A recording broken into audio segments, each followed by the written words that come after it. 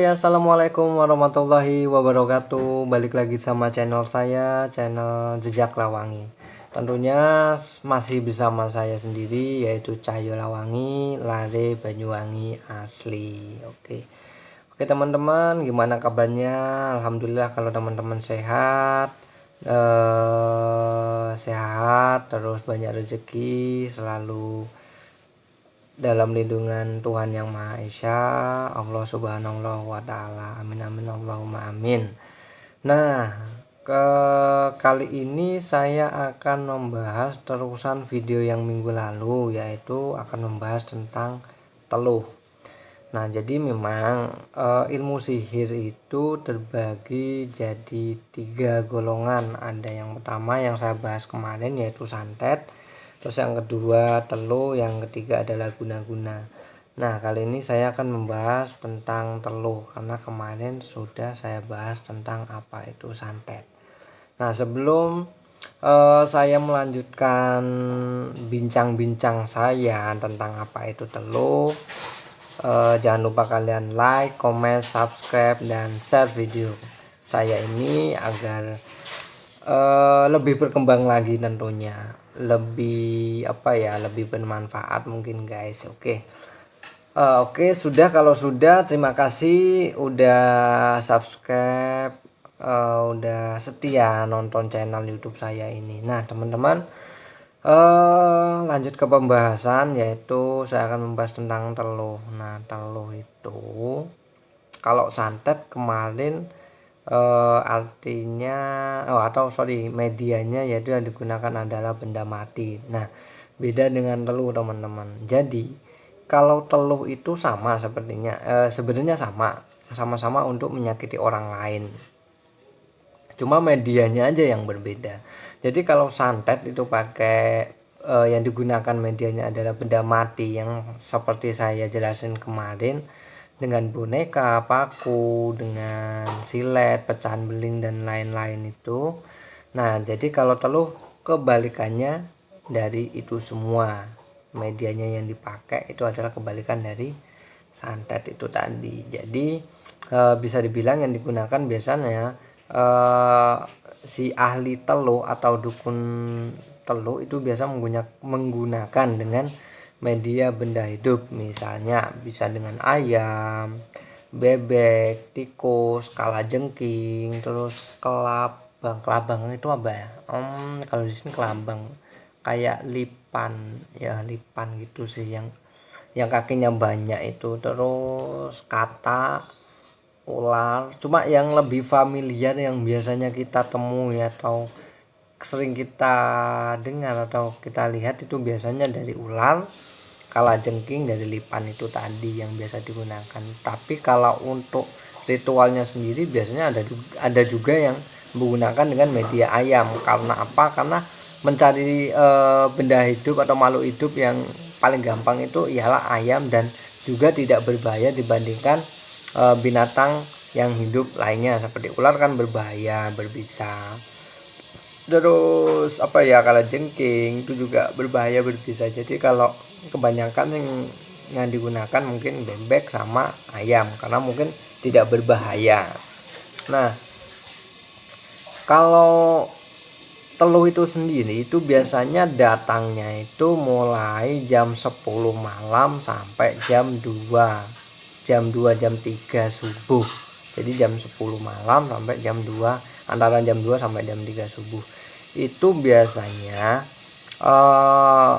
target atau rumah target itu biasanya seperti ada suara bom, suara petasan, suara terus seperti suara pasir yang dilemparkan di atas genting, gemuruh. Jadi suaranya gemuruh, suku gitu.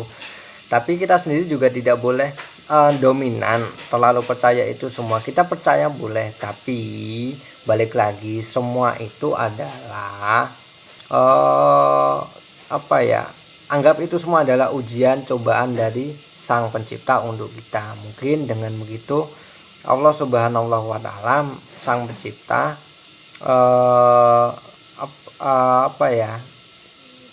untuk mendekatkan diri kita sendiri ke agama untuk apa ya, bisa dibilang juga untuk memperbaiki diri, karena target lo itu kebanyakan orang yang apa ya, yang mempunyai musuh yang jelas. Jadi mungkin kita bisa introspeksi diri sendiri gitu. Nah, jadi kalau santet kemarin kan pakai paku, beling, terus jarum dan macam-macam yang ditaruh di dalam tubuh si target. Jadi kalau teluh ini sendiri itu macam-macam sih teman-teman. Jadi kalau misalnya medianya itu pakai ayam misalnya, waktu ritual si ayam itu nanti ibarat kaki ayamnya itu dipatahkan sama si pelaku spiritual itu tadi, ada dukun teluh itu tadi, maka jika kakinya patah maka kan merasakan kakinya juga yang sakit. So jika tangan apa ya, sayapnya ayam itu dipatahkan, nanti juga tangan si target juga akan sakit. Kepalanya kalau apa ya, dipatahkan juga kan merasa sakit juga. Jadi macam-macam. Ada juga kalau kita biasa lihat di film di Antv atau film jadul, film lama, pemerannya itu Susana, itu kan biasanya ular yang ada di dalam di dalam perut ya, perut target, terus kodok berada di dalam perut target. Jadi spekulasinya sendiri sebenarnya saya tidak tahu juga seperti apa cara kerjanya. Cuma yang saya ketahui, bukannya saya ini pelaku spiritual atau saya bisa menyantet atau meneluh orang juga, enggak.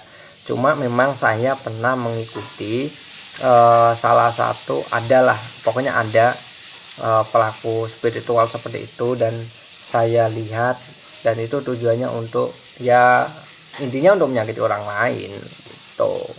Dan kalau menyuruh orang, memang kebanyakan kalau dukun teluh atau dukun santet semuanya itu kan disuruh oleh orang untuk menyakiti orang lain. Kalau masalah harga itu macam-macam sih. Kalau saya lihat harga kayak di channel YouTube Ustadz yang dari Cirebon itu, Ustadz Bustami itu sampai 60, 70, 90 bahkan ratusan juta. Jadi kalau waktu itu sendiri, waktu saya ngikutin pelaku spiritual itu cuma dengan harga 2.500.000, bayangkan 2.500.000, main murahnya kayak apa. Nyawa seseorang cuma dibeli dengan 2.500.000 rupiah, gila.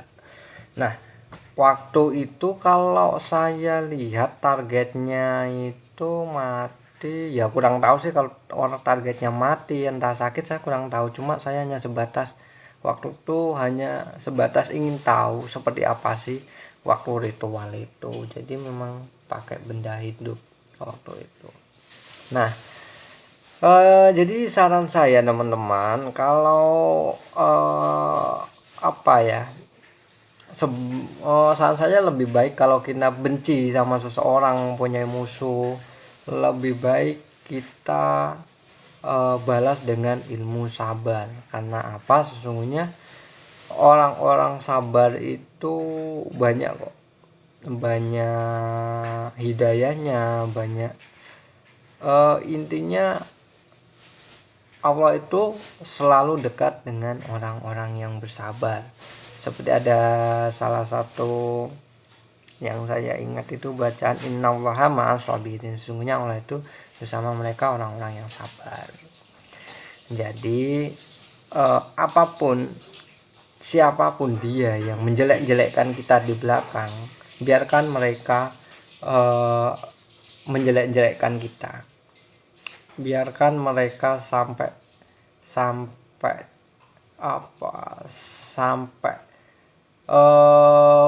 capek lah, intinya mereka menjelek-jelekkan kita, ngibulin kita, ngomongin kita. Selama kita masih bisa bersabar, maka bersabarlah.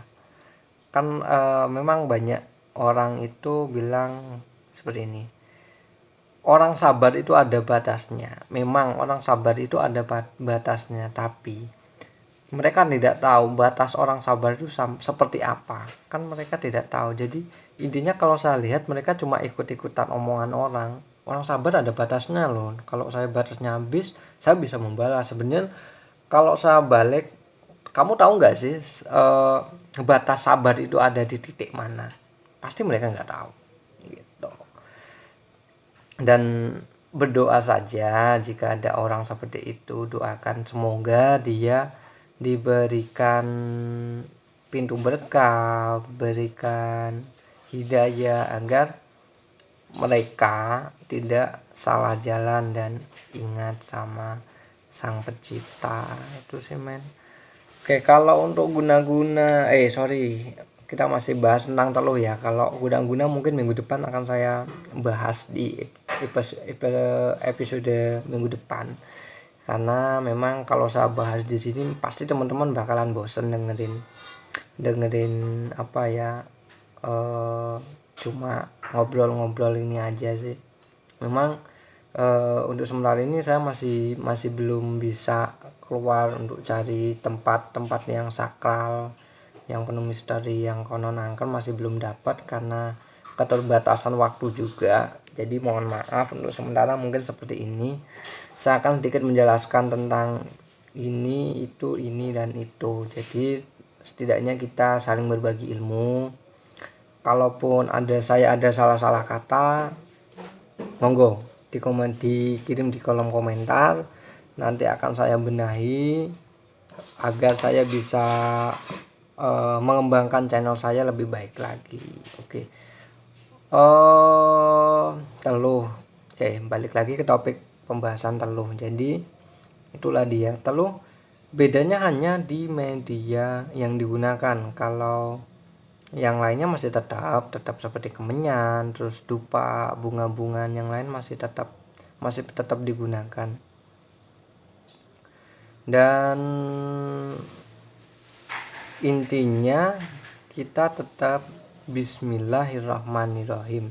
Insya Allah tidak akan terjadi apa-apa jika kita ingat dan percaya Allah itu dekat, Tuhan itu dekat, Sang Pencipta itu dekat. Cuma mungkin sering kita mendengar Allah itu katanya ada, Sang Pencipta itu ada, Tuhan ada. Cuma orang yang berputus asa itu banyak yang ngomong seperti itu, bicara seperti itu.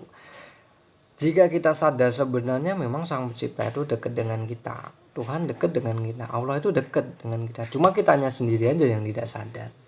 Jadi semakin kita lengah, semakin kita lupa akan Sang Pencipta, semakin mudah juga ilmu-ilmu atau santet itu tadi akan datang untuk menyerang kita. Gitu. Intinya jangan lupa sholat, kalau bisa puasa, zakat jangan lupa juga. Oke. Untuk kali ini mungkin sekian dulu tentang obrolan apa itu teluh. Itu tadi teluh. Jadi bedanya saya ulangi lagi, santet yang digunakan adalah benda mati dan teluh adalah medianya benda hidup. Oke, sekian dulu teman-teman untuk video kali ini. Terima kasih udah nonton, terima kasih udah subscribe, like, komen, dan share. Minggu depan jumpa kembali. Saya janji akan bahas apa itu guna-guna, karena memang beda. Santet, teluh, dan guna-guna itu beda. Terima kasih. Salam dari Banyuwangi. Assalamualaikum warahmatullahi wabarakatuh.